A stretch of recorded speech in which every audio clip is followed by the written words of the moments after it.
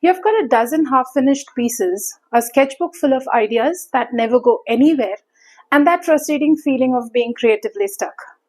We all know it. It's like a dense, quiet fog that rolls in without warning. One minute you are on fire with inspiration, and the next you are just staring at a blank canvas. Or a half finished one, completely paralyzed. The vision you had in your head feels a million miles away from the mess you see in front of you. But what if I told you there's nothing wrong with you?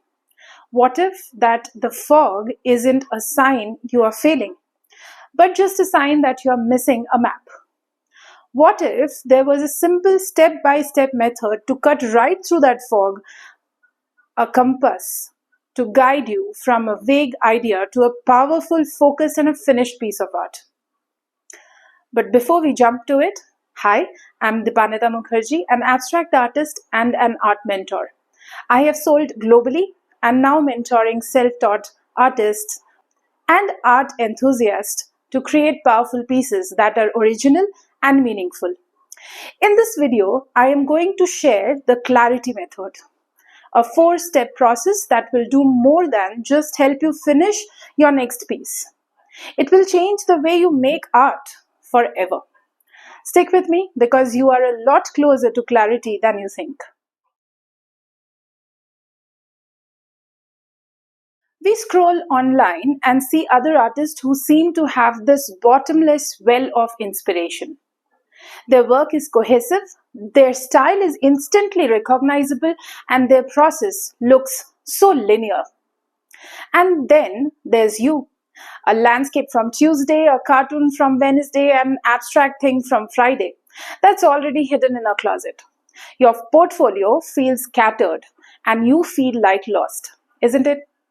This creative fog is more than just a lack of ideas. Sometimes it's the exact opposite.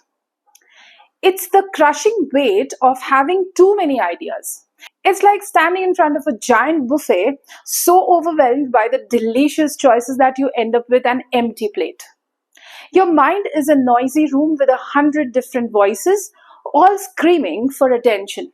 You want to paint a majestic forest, but you also want to draw an emotional portrait. You're obsessed with different textures, but you also love the color harmony. Each idea is exciting for a second, but when you try to grab one, it just dissolves. There's no anchor. So you dabble, you start something, then get distracted by a new, shinier idea. And what you're left with is a graveyard of unfinished projects, each one a little monument to what feels like a total lack of focus. I remember the period where I didn't finish a single piece for months. Not one. Mind you, not even one. I would go into my art space, sit down, and just stare. I was too scared to even touch. The silence in that room was deafening. Every time I would try to start something, a voice in my head would whisper, "Is this really you? Is this original? Is it even good?" I was drowning in my own potential, paralyzed by the freedom of infinite choice. It felt like everyone else got a secret instruction manual for being an artist, and I was just left to guess. That feeling of being completely and utterly stuck is a special kind of pain. I think only artists can really understand this. It's your brain trying to protect you from taking a risk, but it leaves you feeling unmotivated and disconnected from the one thing that's supposed to bring you joy. You start comparing your messy, chaotic process to the polished final product that you see online, and that gap feels impossible to cross. But here's the secret. Clarity isn't some mysterious gift. It's a process. It's about waiting for fog to lift. It's about building the tools to find your own way through it. So before we can find clarity, we need to know what it actually is. In the art world, clarity is a word that gets thrown around a lot. You will see artworks literally titled Clarity by artists like Roberta Bofo, or entire series of them from artists like Masako Kazushi. all trying to capture that feeling of a clear idea. But as a tool, clarity is much more than a title. It's about communication. A great abstract expressionist painter, Mark Rothko, had a profound take on this.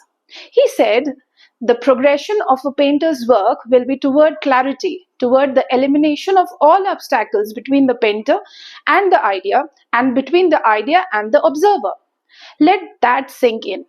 Clarity isn't about making simple art, it's about removing the obstacles. Rothko's own work is the perfect example. You might look at his huge canvases of soft floating rectangles and think they are simple. They are anything but simple. He said he wasn't interested in painting colors. He was interested in expressing basic human emotions, tragedy, ecstasy, doom, and so on. The clarity in his work comes from him ruthlessly cutting out everything that didn't serve that one emotional goal. He got rid of recognizable figures, distracting details, and complex compositions to create a direct line between his idea, his emotion, and you. You don't just see a Rothko painting, you feel it. Now that's clarity. So let's get one thing straight. Clarity is not the same as simplicity. Think of it like a cooking. A clear piece of art isn't necessarily a simple dish like toast. A Michelin star chef can create an incredibly complex plate, but it's clear because every single ingredient serves the final taste. A confusing piece is like a dish where someone just threw in random things from the fridge. The flavors are muddled. Clarity is about focused intention. I like to think of it like tuning an old radio.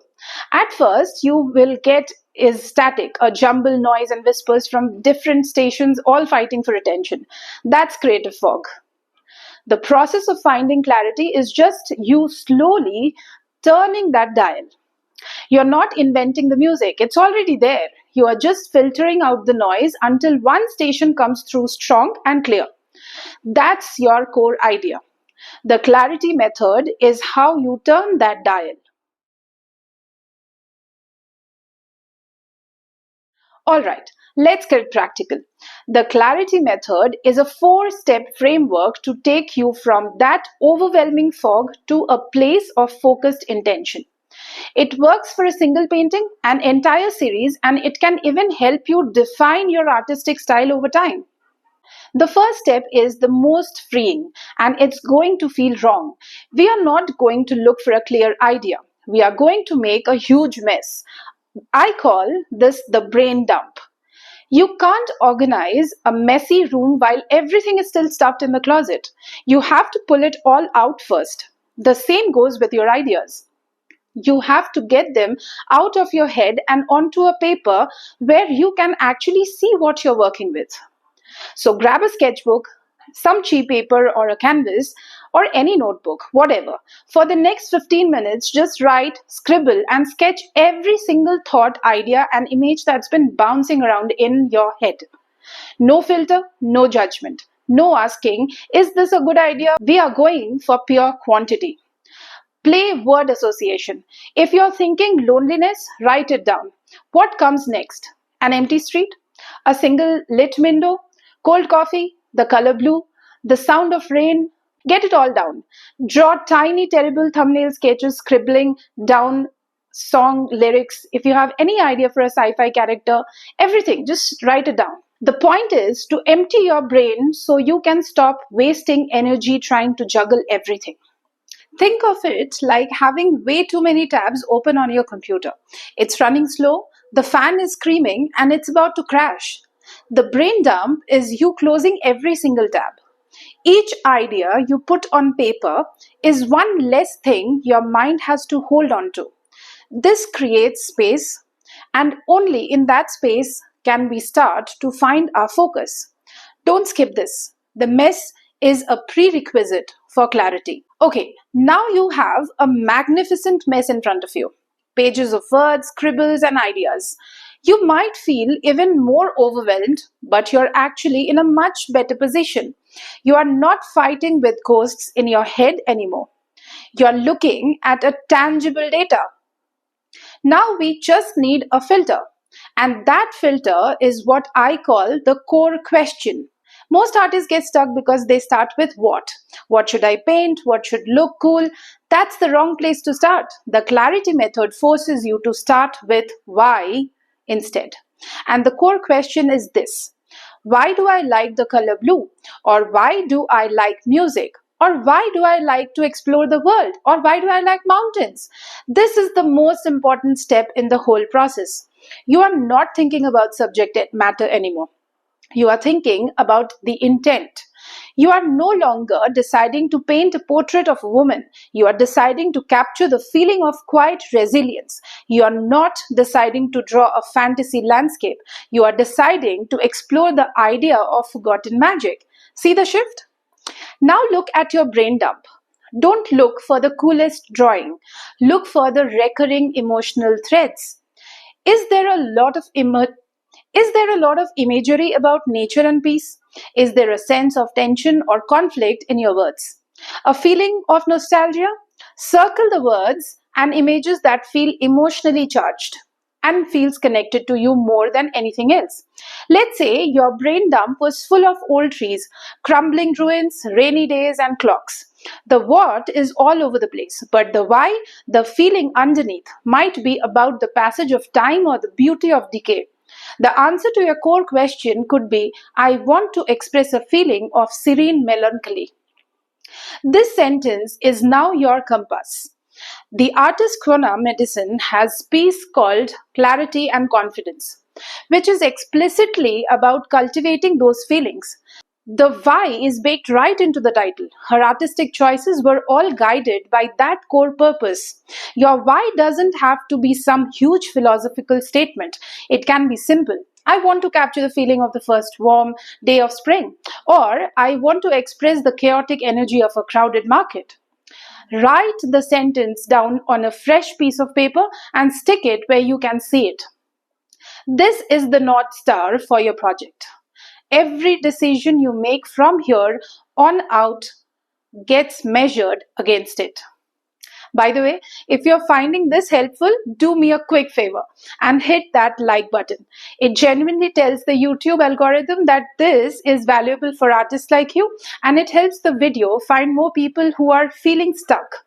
And if you want more deep dives into the creative process, make sure you join my free webinar, and the link is in the description. Now it's time to translate that why back into a what, but this time it's going to be a focused, intentional what. This step is called the anchor. It's where we distilled all the chaotic energy into a single strong visual. Go back to your brain dump one more time. With your core question in mind, look for the one or two images, symbols, or color that best represent your answer. You are now looking for the most potent visual for your why.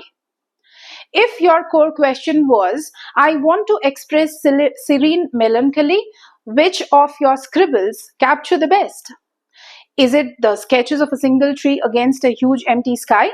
Is it the color palette of muted blues and earthy browns? Is it the image of a rain on a window? You are searching for your visual anchor. This will be the foundation for that entire piece. Let's say you choose the single tree. This is your anchor. Your mission is no longer to paint a landscape. Your mission is to use the image of a single tree to convey a feeling of serene melancholy. See how much more focused that is? Now, every choice has a purpose. What time of the day enhances that feeling? Dusk, maybe? What's the weather like? A light fog, perhaps?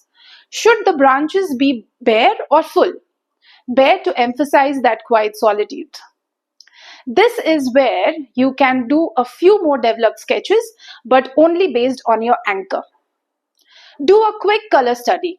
Make a tiny mood board. You are testing the strength of your anchor.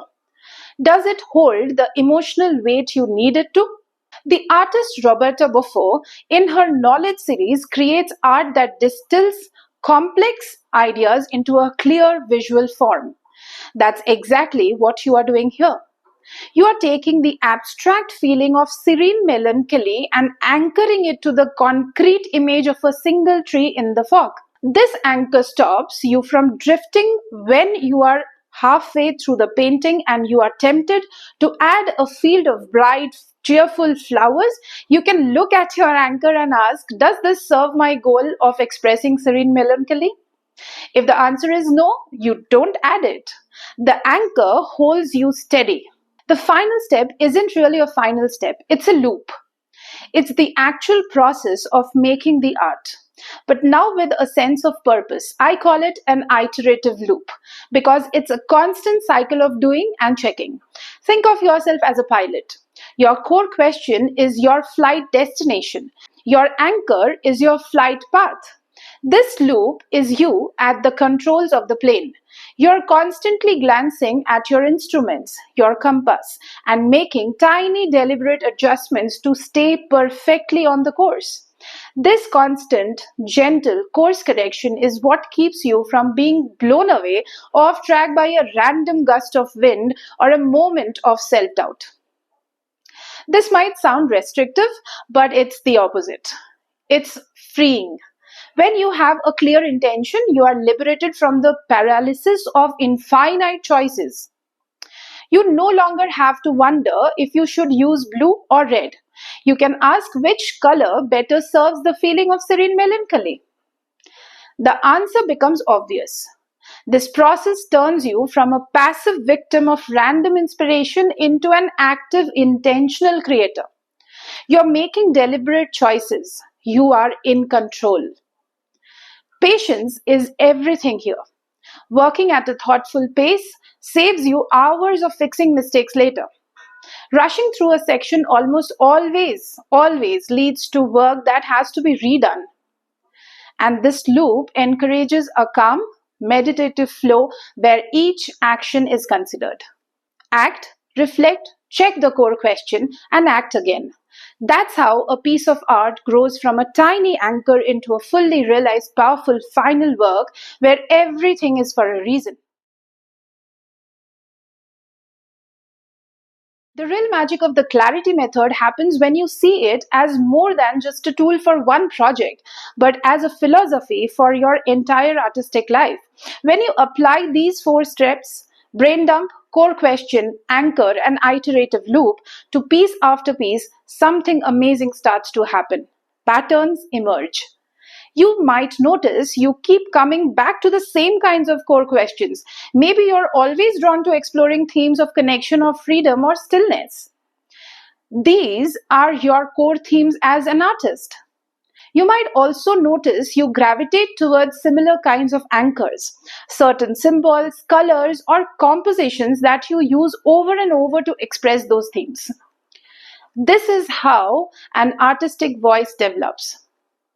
Your unique style isn't something you just find one day like a cool rock on the beach. It's something you build brick by brick. Every piece you create with this method is another intentional brick. Over time, you can step back and see you haven't just been making bricks. You have been building a house.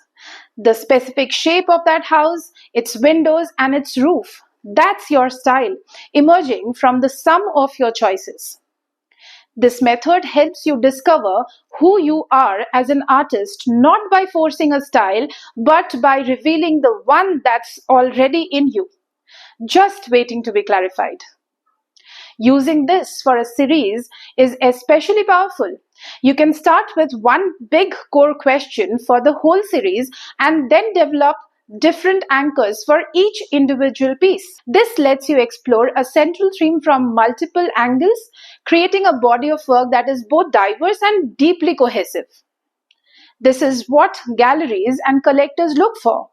Not just one good painting, but a clear, confident artistic vision. The clarity method gives you the framework to build that vision one clear choice at a time.